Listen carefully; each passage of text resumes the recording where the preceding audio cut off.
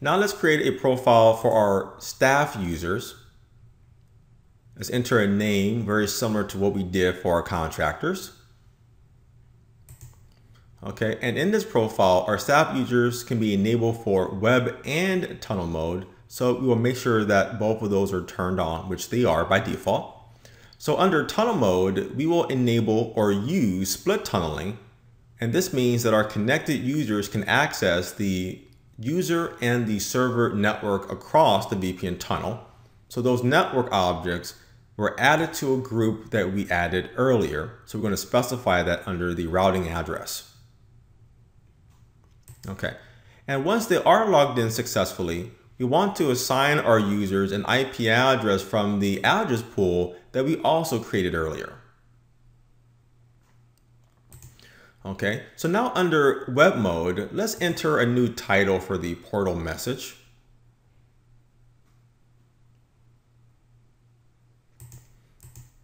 Okay, and we will use the blue theme and we will select, let's say, the 2-column display for the page layout. Do something different. And we will leave all of the web mode options checked. And let's go ahead and add a predefined bookmark listing our web server. So we'll say servers, we'll enter a name. The type is correct. Let's enter the IP of that server.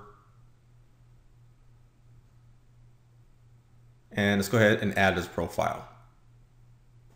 For the next part, let's go to settings, also under SSL. And here we will do a couple of things. First, we will enable our SSL VPN service, also called the listening interface, to be our WAN facing interface that connects to our lab internet cloud. We will use the default port for SSL, which is TCP port 443.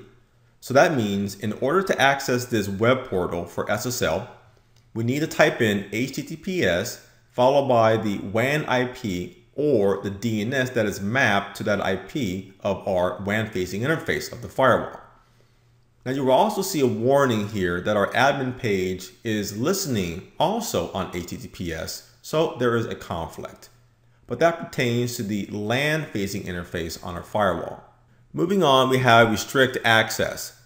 And here we want the SSL VPN portal to be available for access by any host because we don't know where our staff or contractors could be coming from.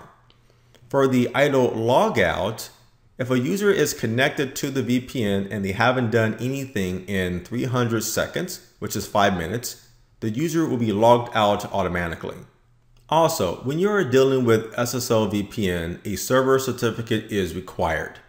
You can use the self-signed certificate, or you can purchase a certificate from a trusted certificate authority. I'll cover how you can install a certificate from a trusted CA in a later video update. But we will use the self-signed certificate for our deployment in this video. You can also require a client certificate to provide even more enhanced security as well. So in our environment, as we mentioned before, we'll be using both tunnel mode and web mode. For the tunnel mode, we will define the default settings and we will define or specify our custom IP address range. So we'll go ahead and click here and specify the range or the object that we added earlier. Okay. Now under authentication and portal mapping, we will add our 2 SSL VPN profiles that we created for our environment. So let's first delete this guest group. So we'll go ahead and select it and delete it. We'll say okay. Okay, so now we're going to add a new entry where any user who logs in through the SSL VPN gateway as a staff user within our Active Directory domain will use the portal for our staff group. Okay, and let's add another entry where any user who logs in as a contractor will use the contractor profile. Okay.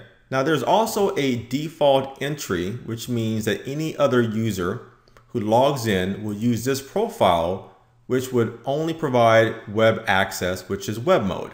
But let's go ahead and select our contractor profile that should be used. And we are done. And let's go ahead and apply our changes here under settings. Next, we need to create our SSL VPN policies that will use these settings and to make our solution officially active. So let's go ahead and click on this link up here to create those policies. This will lead us to a new policy where the source or the incoming interface is the SSL VPN tunnel interface that is created. So any user who VPNs using SSL VPN will be terminated to the WAN-facing interface to access resources that are located on the LAN. So we'll select that for the outgoing interface. The source address will be the SSL VPN pool of addresses that will be assigned for our tunnel mode users. Our web mode users will not be assigned a dedicated IP address. For the source user, we will select our contractor group and our staff group. And the destination will be for any host on our user and server network for any service. Okay, and these actions will be accepted or allowed. That is important. And NAT does not need to be enabled here. So let's go ahead and turn that off. And let's turn on other, let's say, security features like antivirus services.